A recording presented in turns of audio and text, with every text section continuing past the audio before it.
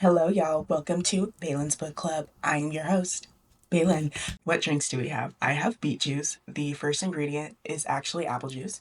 If you came from my introduction video, hello, welcome back. I'm glad I convinced you to come check me out. If you didn't, how did you find me?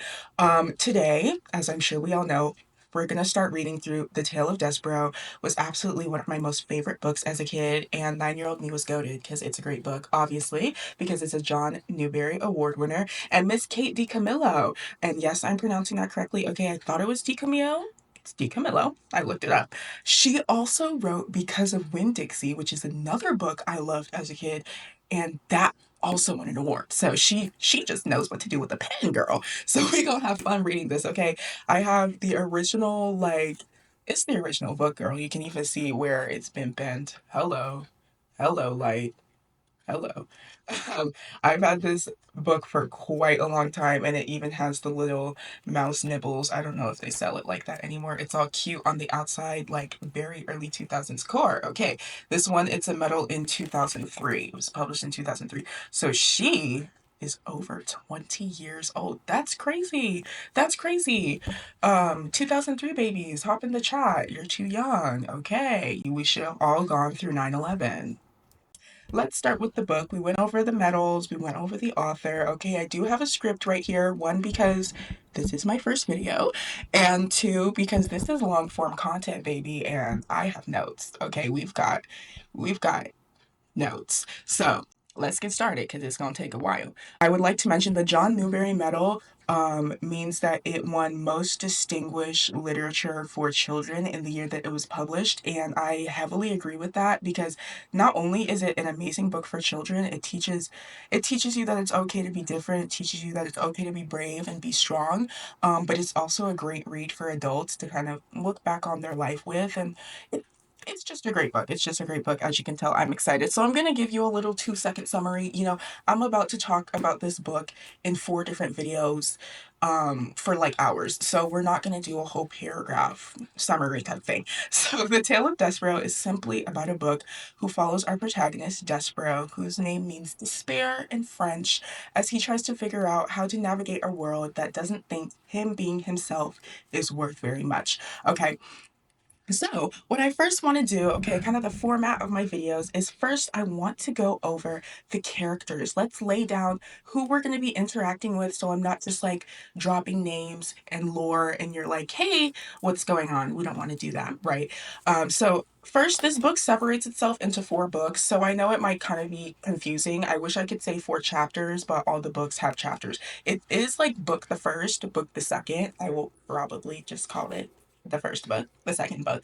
But it's not like it's a series or anything. It's all the same book. So in book the first, we start out with A Mouse is Born. Okay, I'm gonna put the book down. And it introduces our protagonist Despereaux and his family, and that's his mom Antoinette, his father Lester, his brothers Furlough and Tulesse, which how slay is the name Tulesse? Oh, okay, like okay, and his sister Merlot. We also meet his Aunt Florence and Uncle Alfred. So let's go through and get to know these guys. Okay. Antoinette, she's self centered. She's really only concerned with how she looks, how her children make her look. Um, can I say cunty on you? She's really cunty. Okay. She probably shouldn't be having kids.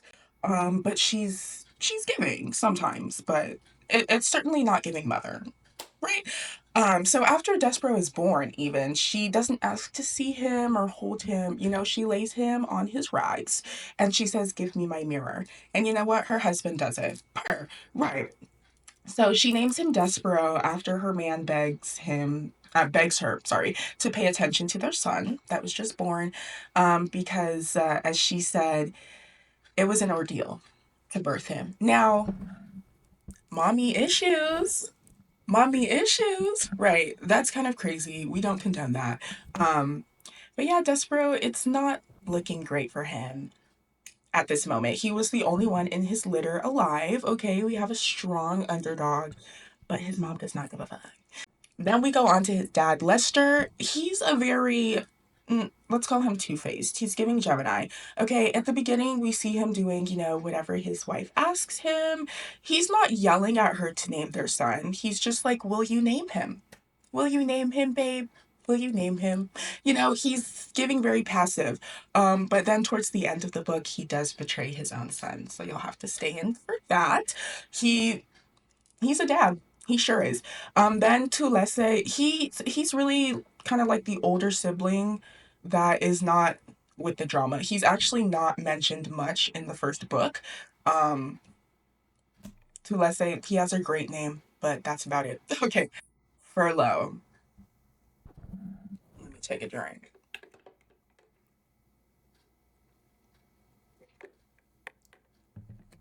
We don't like Furlough. Furlough is a troublemaker by the end of the book, taking after his father. He tries to set Despereaux straight, but after it doesn't work, he gives up on him and turns on him. It's really not cute. And then we have Merlot. She just loves to gossip with her mama. Um, Unfortunately, it's at the expense of her little brother, but well, I can't say she's not mean because that's a mean thing to do. She's not mean to Despereaux. She simply talks trash about him, which, okay. Um, and then Aunt Florence and Uncle Alfred, we're going to describe them as a unit because I almost dropped something that would have been so loud. Hi. Did I mess it up? No, yay. Okay, that would have been so crazy, guys. Um, they're basically a unit because they both just make fun of Despereaux and they're echo chambers of each other, and they're kind of annoying. They're very eager, Jesus, to put down his appearance, actions, general existence, every chance they get. They're just that's what they do. All right. So the next thing I want to do after going over our characters is going through the major events, and that's really going to be the bulk of the video. So, girl, let me catch my breath, take a bathroom break, and I will be right back. That bathroom break was so great. So now we're going to go over our major events. Okay, so obviously the first one is Despereaux is born. The very first sentence we see in this book is this story begins within the walls of a castle with the birth of a mouse. Okay, first of all, slay. Great hook. Okay, great hook. A small mouse. Sorry, forgot that part. With the birth of a mouse, a small mouse. There we go. Now we can take this sentence literally because Despereaux is a mouse and he is a small mouse, but we can also go in with the metaphors. And when I say this is long form content, babe, I can make every sentence a metaphor. I had to cut myself off. Okay? So it can also be a metaphor for the fact that one, they're poor. I'm about to prove that to you multiple times over. And two, they are insignificant, unfortunately. They are not a family or a species that's really thought to be people that are going to make an impact on the world around them. Yes, they are mice, but even if they were people, they would be like micey people. You know what I mean? They kind of stick to the shadows. No one cares about them. That seems harsh, but that's just kind of the metaphor and the vibe and the view that we have of this family. And it's even more exasperated by them being tiny little mice that everyone eats and everyone preys on as well. At Despereaux's birth, this is how we're going to prove that they're poor.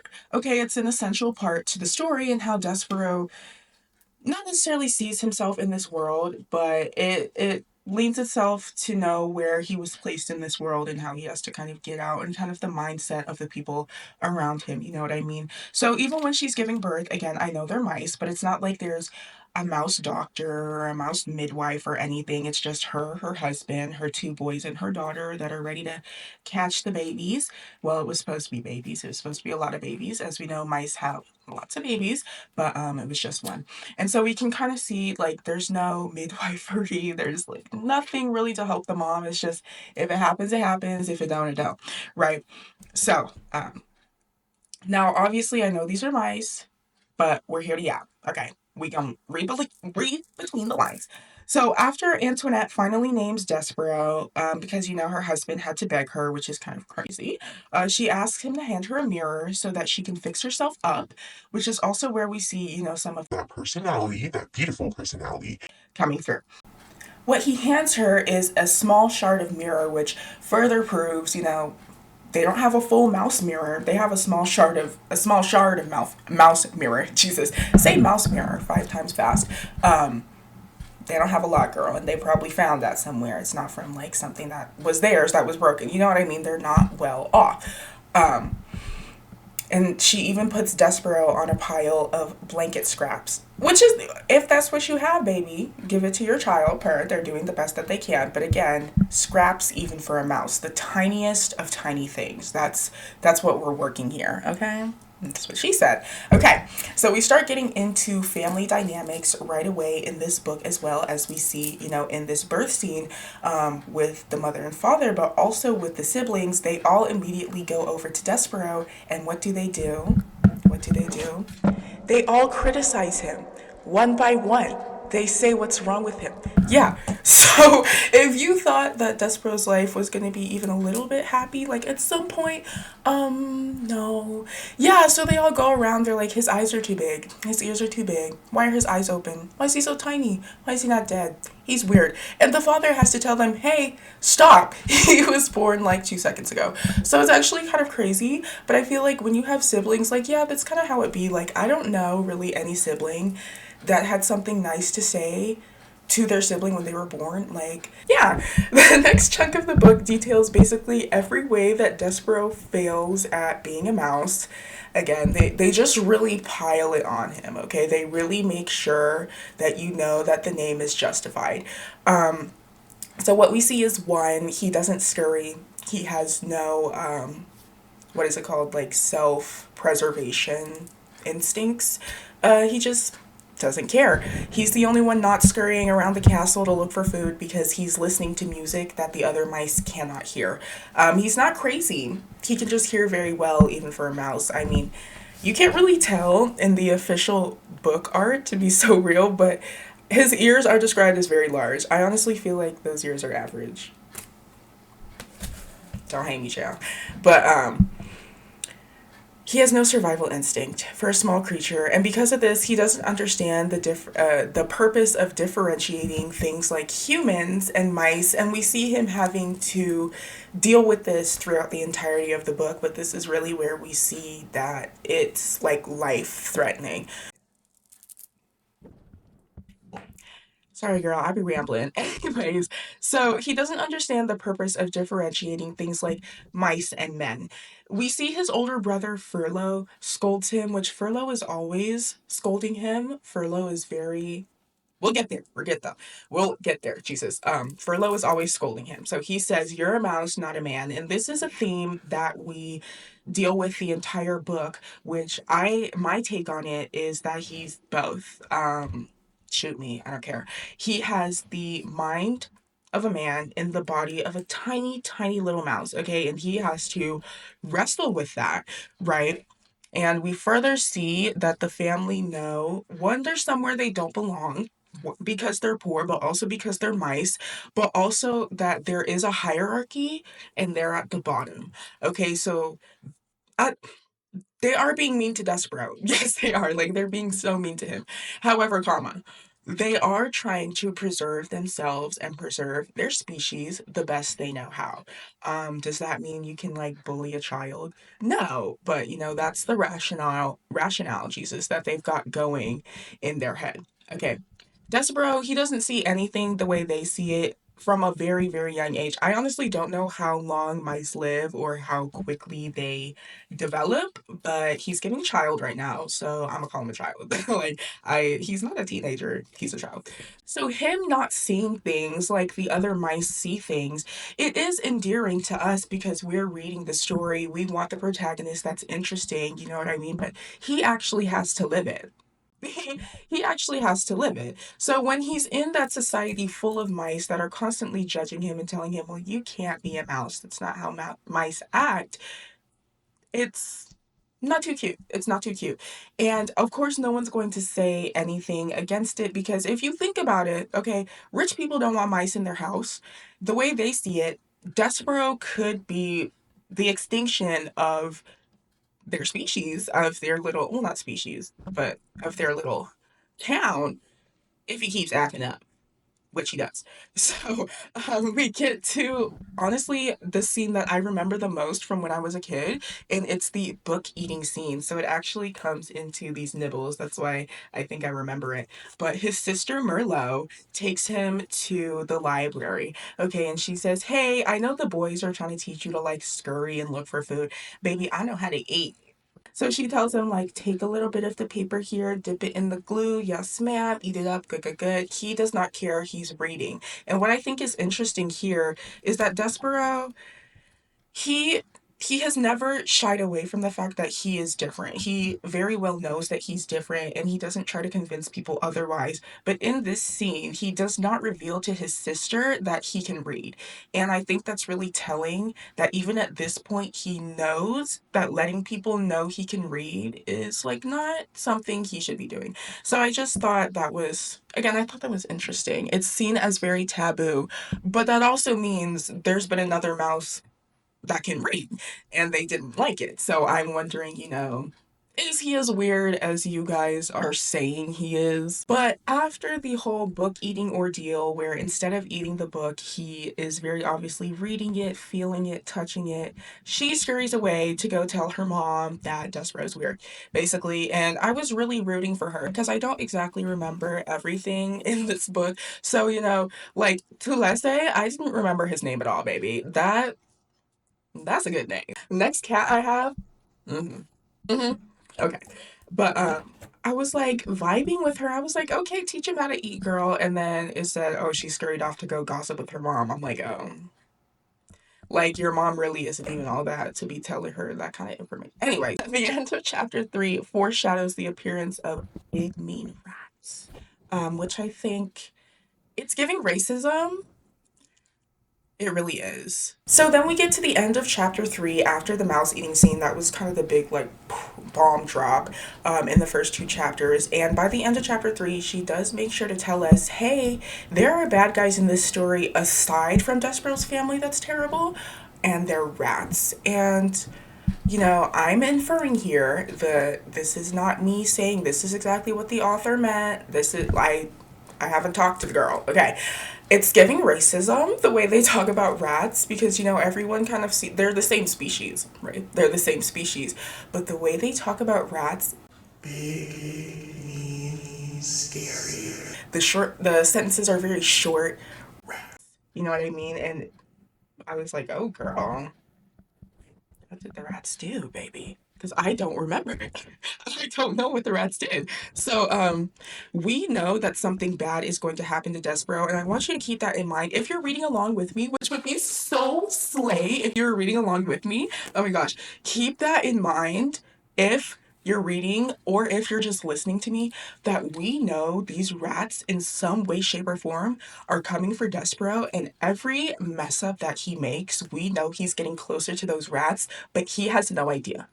He has no idea. So I want you to keep that kind of tension and tone as we talk about this because he's truly living life. Ignorance is bliss. He just consequences do not exist to Despereaux at this point in time. And I really want you to, it kind of makes you think like, am I Despereaux? Like, am I making decisions that are leading me to the rats? And I don't even know the rats exist. And I think that's a question that we should all ask ourselves at some point in life. Chapter 4 is when Despereaux meets the beautiful Princess P. Okay, so I'm going to describe P for you. She's so cute. She's just a little girl. Her father is the king. She lives in the castle. She's a strong woman, though. She talks back to her father, the king, and she doesn't think twice about it, and baby, he listens. As it should be. As it should be, okay? The king is a good father. He does have flaws, but the king is a good father to P. Father to P, Jesus. And we love that dynamic. We really do. Um, so these people have the ability, however, to exterminate every single mouse. Because think about it. If the princess says, oh my gosh, I'm afraid of mice, get some mouse traps. Please, get some mouse traps. What is the king gonna do? He has disposable money. He has like hella servants in the castle. He's gonna get the mouse traps and he's gonna make sure all the mice are dead. So just again, keep that tension in your mind because we love Despereaux. We do love Despereaux and we're rooting for him because he's our protagonist, but we cannot deny he be playing fast and loose with other people's lives. Okay. After the book eating scene, once Merlot scurries away, Jesus, Despereaux takes the opportunity to wander around the castle because basically his siblings have abandoned him because they're tired of trying to teach him how to be a mouse. So he scurries around the castle. He hears every day at night what he calls honey. You can't hear honey, as we know, but who's talking to Despereaux? How's he going to know that you can't hear honey? How's he going to know? No one is talking to him. As I said, they all just left him. So he's trying to find the honey, and he finds it, and it's in Princess P's room. We find out that the source of the honey is actually the king, King Philip, singing to Princess P every night before she goes to sleep, which is so cute. So, Despereaux goes to find the honey and he kind of loses himself in the music, right? He's wafting to the music, so to speak, like you're in a little cartoon, and he drifts right on into the middle of Princess P's room. And here he breaks the first rule that's really, really, really bad for being a mouse that all the other mice made up, which I would like you guys to keep in mind. All of these rules are made up. And I did write something in my little notebook. Okay. Um, we create rules around people. We don't create people around rules. Rules can be bent. Rules can be formed and shaped to however we want. So, yes, Despereaux is breaking the rules, but you really gonna tell me a human ain't never seen a mouse before? Right.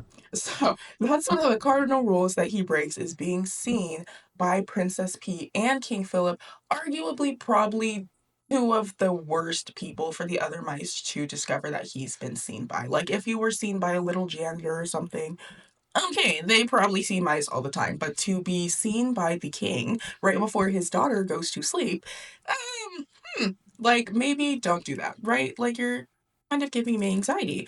Miss Despereaux. The king, since Despereaux is so small, thinks he's a bug. He keeps insisting it's a bug, even though P, this is where we see her talking back to her father, is like, that's a mouse. It's just a really small mouse. And he's like, no, it's a bug. So anyway, P begs him, like, hey, please, please, this mouse is so cute. Play him some music. And guess what? King Philip plays what he will only call a bug, the music. He plays the music for the bug because he loves his daughter P. And I think that's beautiful. And if you think that's corny, leave. And this is actually the first instance in which we see that Despereaux's size, something that was always kind of a joking point for every other mouse, is something that actually saved him. Because if he was any bigger, and like, first of all, I would like to say there is a movie, there is a Tale of Despereaux movie. I like the book more, obviously. In the book, let me see if I can find a picture real quick. The other mice are chunky. Okay. If you saw one of the other mice, oh, that's a rat. Can't show you that. Um, Girl, of course now I can't find a picture. If you saw the other mice in your room, you would yell, right? Can you look at the size difference? Okay. They're some big boys compared to tiny little Despereaux, right? If you saw the bigger mice in Princess P's room, she probably would have yelled, and the father probably would have gotten a broom or a shoe or whatever. But because Despereaux is so tiny and unintimidating, it actually saves him in this moment. And he's actually, hi, seen as cute and endearing. And the princess likes him. So keep that in mind. Unfortunately, every main character has its haters, and like I said, I hate Furlough. So Furlough unfortunately saw this entire ordeal with Despereaux being seen by P and Philip. So, because P is so enamored with Despereaux, this little mouse, she goes down to pet him. And unfortunately, that's the second rule that Despereaux has now broken, being touched by a human, which I would contend, like, okay, in this instance, you could say, oh, it's his fault because he didn't like scurry away and he was supposed to leave and he broke that one rule. Okay. But like most of the time, I feel like mice do not want to be touched by humans. So, like, why is that rule there? Like, that's really not fair, I don't think. Anyways, she goes down and she touches him, and then she says to her father, I want to keep this mouse. He's really cute. I like him, just like, all the little girls do. Can we keep this puppy? Can we keep this kitten? You know what I mean? That's when the king really puts it together. This is a mouse, and she wants to keep it in my home, out in the open. And he says, girl, what the fuck? The king gets really angry and hints at some trauma around rodents. And he finally, snaps in his brain. He's like, this is a mouse, bitch. And he says, put the animal down. You're not keeping the rodent. It's a rodent. It's a rodent. And even the pea cannot deny that it's a rodent. And he's like, we don't like rats, girl. We don't like rats. And she's like, oh, but daddy, it's a mouse. And he's like, it's a rodent. So, and she's like, yeah, you're right. You're right. So she puts Despereaux down. Now, Despereaux, this is where he starts to push it. Right. Because you could have just scurried away and maybe you could have visited her when the king wasn't there and you couldn't hear the honey. You know what I mean? But no, he stands there instead of scurrying away, even after the king is like, shoo, baby, go. Then he turns to pee. After 2 times, the king tells him leave. He turns to pee. He says, please, he says, which I think it's interesting that mice and humans like understand each other and they like speak English. I mean, it makes it a lot easier. Again, oops, sorry, I just hit the mic. Um, it's a children's book. Like I do understand. I thought that was funny. Anyways, and then the king gets mad and he says, "Do not speak to her." Like deep as fuck bass, okay? And again, can we connect it to the racism vibes? I know it's not exactly like the rats versus the mice, but it's giving don't talk to the wife on the plantation. Anyways, like that's what I connected it to, and baby, we're here to yap. So if you want to connect it to someone else or something else, please pop it in the comments. But that's what I connected to. Yes, okay. Um, and still Despereaux like won't get out. So then the king has to stomp by him and then he scurries away, right? And that was definitely a warning on his life, a threat on his life, because Despereaux is tiny for even a mouse. You have to remember, like, how big is a mouse? Okay, so he's probably like this big, honey. A shoe is going to kill him. I mean, a shoe can kill a regular mouse, but a shoe is going to kill him, okay? So the king is basically just saying, like, you better get on now, or else you're not going to be able to go anywhere because I for real don't want you here. So then he finally leaves, right? So while all this was going on, unfortunately, Furlough was existing. So he saw Despereaux break all three cardinal rules. He saw him be seen by humans, be touched by humans, and be heard by humans, right? And so then he scurries his ass on to tell the parents and the Mouse Council, which we'll explain what that is, girl. But he goes to tell him to basically get his brother in the most trouble possible that he can. And Despereaux is completely unaware. He's falling in love with P. He's wondering, how am I going to get back to my princess? He's off in La La Land, right? So that scene was a lot. Furlough is a lot. He's off scurrying. And I just do want to point out that this is the first time where Despereaux has to come to terms with the fact that even though all the other mice don't see him as a mouse, he still is a mouse, he still is a rodent, and he cannot change that. Even P, someone who was willing to overlook the fact that he was a mouse, could not overlook the fact that he was a rodent. So even though he acts in every wrong way, and all these mice are trying to question, like, are you really a mouse? You can't be a mouse if you do that. Like, we cannot be the same species. Like, they've literally said that to him multiple times in the book. Even though they say all that and they eventually try to debate whether or not Despereaux is a mouse. Hi. Um, he has to come to terms with the fact that at the end of the day, he is a mouse. Whether or not the other mice accept him and like him, he's a mouse. So flipping back to the neighborhood real quick, we see two kinds of traders just from Despereaux's family alone, which so great. Can any of you relate? I feel like you can. One, we see Furlough. Actually, let me get to him second, Chow. I want to get to his father first because I do feel like his father is more interesting. Lester cries while still agreeing with Furlough and telling him, like, yeah, we gonna take this to the council, baby. He cries for his son. Now, we can argue, is he crying because of embarrassment? Is he crying because of frustration that his son just can't get it right? Or is he crying because he's scared for his son and he loves his son? Or is it a mix of all three? Me personally, I'm a bit cynical. I just think he's embarrassed that he has to take this to the council and everyone's going to know that they created, in their eyes, a fuck up. You know what I mean? He's mad that he has to go and tell everyone that because the council, it's like the council of mice. It's like a weird ritual. It's giving ritual. Um, and it's like a court, you know what I mean? But the whole town is there to see him basically be exiled. We'll get there. We'll get there. But his dad still agrees that he needs to do that, but then you want to cry. Me personally, I don't think it's because you're scared for your son, because then you wouldn't do that. Like, that's crazy. Right, right. And then we have Furlough, who is just so willing to prove that he's so aligned with the system that he'll sell out his own brother. And we'll see that he sells him out even more. Like, he gets even worse.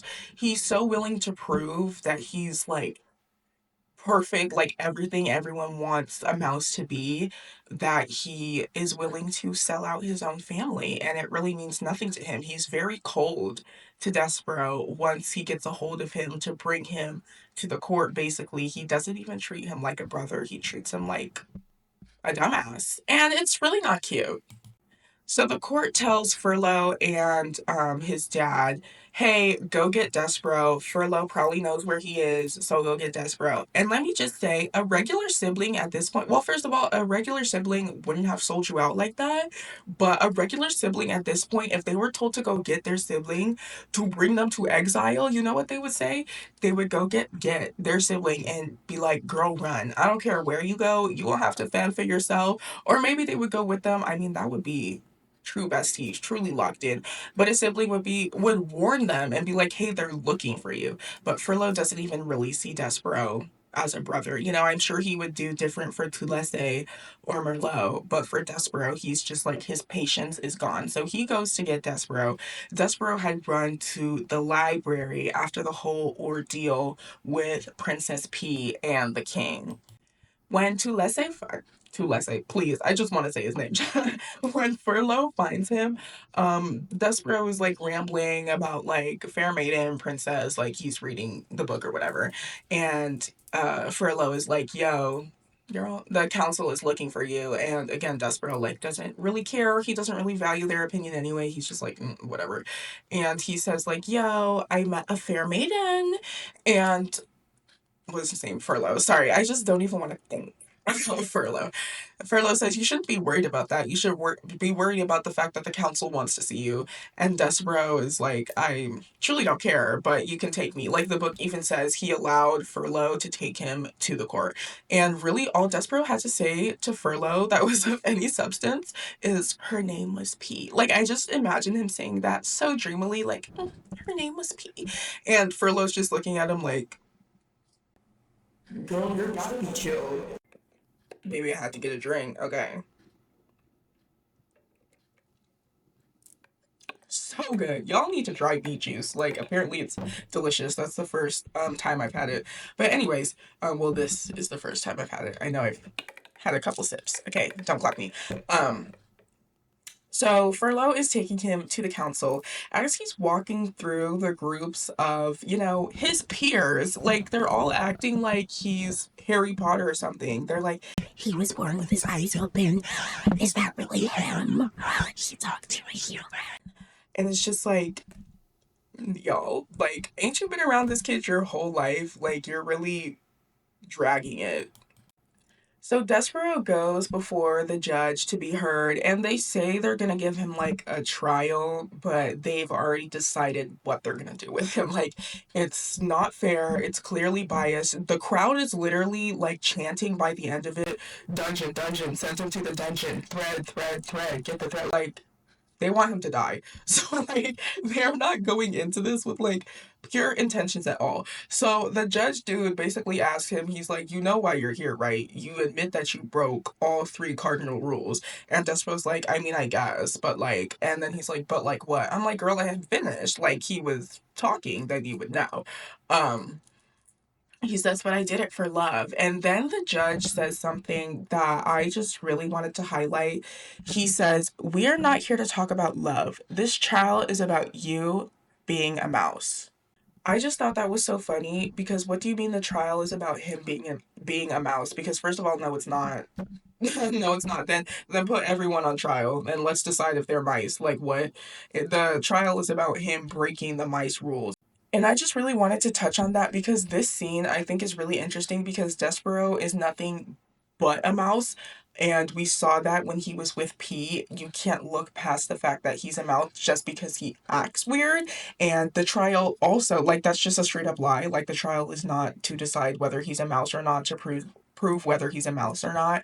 He broke the mouse rules, yes, but you cannot deny the little guy standing in front of you is a mouse just because you don't like him. I feel like this scene can be interpreted in many different ways, but I'm going to interpret it as a black woman. It's like when people tell, not even quirky, just like black people that they deem not, within the standard of what black people do. They'll call them Oreos, they'll call them white. I've heard it plenty of times. Like, okay, whatever. I'll probably have to delete a few comments that say the same thing. And it's like, okay, you can call me white all you want, but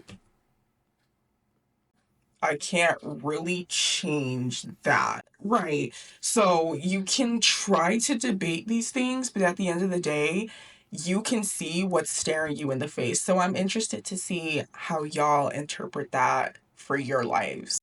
So we meet another character in this hearing, should we say, because they've already decided they're going to send him to the dungeon. His name is the Threadmaster, and I love the Threadmaster as a character. Let me say, he's not a good person. Let's start there. I would not classify him as being a good person. He's truly a neutral person, and I think that's really interesting to see in a book, especially in a children's book. So let's dive into that. So, um, he's in charge of cutting the red thread that's gonna go around Despereaux's neck. It's basically like a collar type deal. It's like a ritualistic type thing. They tie it around your throat. You've been exiled. You go to the dungeon with the red thread. You know what I mean? And it's obvious that he's done this before. I mean, obviously he probably would have. He's the thread master. Like he probably has exiled at least one more person to the dungeon. But he says something that's very interesting to Despereaux. He whispers in his ear, all quiet. He's like, "Is she beautiful?" He says this with no other context, yet he knows that Despereaux is going to know exactly who he's asking about, which is the Princess P. And that just kind of like, I didn't remember that at all from when I was a kid. And that just kind of blew my mind because it's like, wait, how do you know about the Princess P? How do you know Despereaux knows about the Princess P? What other mouse knows about the Princess P? As he's measuring Despereaux's neck, he further says, "A lovely princess just like so, like a fairy tale, and you love her as a knight loves a maiden. You love her with a courtly love that is based on bravery and courtesy and honor and devotion." Despereaux asks him, "Yo, that's from my fairy tale. How do you know about fairy tales?" The Threadmaster doesn't end up answering this question. One, because like the entire town is watching them, and two, because he don't have the time, child. And I get the feeling he likes to be mysterious for no reason. Um, so then he turns around to the crowd when he's done wrapping Despereaux's neck, and this is where he goes from good to neutral, and he says, "It's done. We're gonna send him to the death now, to death now," and the crowd cheers, and he's just like, "Yeah, guys, yeah." Like it's really giving Hunger Games like, oh, okay, like you really connected with him on that level just to turn around and be like, "Okay guys, it's done. You can kill him now." However, I do think this talk serves a great purpose for Despereaux because it shows him one, that there are other mice like him, even though everyone tries to ostracize him and call him a weirdo. There's obviously other mice like him because one, the rules had to be made for someone before him. And two, the Threadmaster obviously knows why he's getting sent to the dungeon. So I'm like, is every mouse that's getting exiled to the dungeon just a mouse that dared to go look in the Princess P's bedroom, which it seems you guys are connected to? That's crazy. Um, Anyways. So, because of what the Threadmaster says to him, Despereaux actively decides to be brave. It says that he decided to be brave. So, I think that's actually amazing because imagine if he didn't go into the dungeon knowing that, hey, someone's walked in these footsteps before. Even though it's still going to be hard for me, at least someone has experienced this before. You know, it's a completely different change. And that's why I'm saying he actively decides to be brave because that's when the switch flips, when he's like, brave isn't something you're born with, it's something that you choose to be. And he chose to be that, and I think that's very sweet. This scene, guys, as he's getting led to the dungeon, we go back to his mother. Okay, and imagine you're a mom, and yes, your son is a disappointment, and like you named him Disappointment, Despair. It's kind of messed up, but yes, your son is a disappointment, but he's still your son, and he's your youngest son. So imagine he's getting led, okay, to the dungeon. She doesn't say, I love you. She doesn't say, take me instead of him. Do you guys want to know what she says? Farewell. Adieu. That's it. Farewell. It's a very cold way to leave your last and youngest kid, not knowing if you're ever going to see them again. I mean, every single mouse in that crowd, in that court, I don't think it's a room, just court area, is expecting that Despereaux is going to die in the dungeon. So that's the last thing she says to him before she thinks he's going to die, which is crazy. Then he's being led further into the dungeon, and we find out that Furlough is one of the two like bodyguard type deals that's leading him into the dungeon and doesn't indicate that to him at all. Despereaux tries to like cling on to him, talk to him a little bit, be like, yo, bro, like, please. And just sorry, Furlough's like, get off me, dude. Like I don't care. Like, you're going to the dungeon, that's what you're doing. And again, we don't like the other mouse doesn't even say anything that's leading Despereaux into the dungeon. At least he's like being quiet because this is a moment. This is a true moment. So then we leave this chapter with Despereaux arriving in the dungeon, and he needs to figure out how to exist in this new damp, dark, and rat filled world. Yes, the rats are in the dungeon. Yes, the mice knew that. Yes, everyone paints rats as like murderous beings. They send the mice to the rats to die when they get exiled. So that's at least why the mice don't like the rats, because they literally killed them. But it's also like you kind of sent them there. So, right. So he's trying to cope with the fact that he just got sent to this dirty, nasty place full of rats. And so what he does is he recites uh the fairy tales that he spent all his time reading.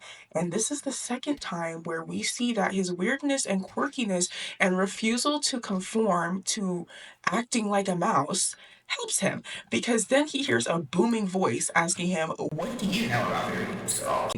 And Despereaux's like, hello. The guy that is talking happens to be the like dungeon keeper, dungeon master type deal. And his name is Gregory. And he tells Despereaux, yo, I've seen you little mouse guys, which I think it's so funny. He says, I've seen you guys come into the dungeon and like die to the rats. You're gonna get lost. You see all their eyes. They're just waiting to like gobble you up. If you recite that fairy tale to me, I will hold you in my hands and I will take you through this dungeon.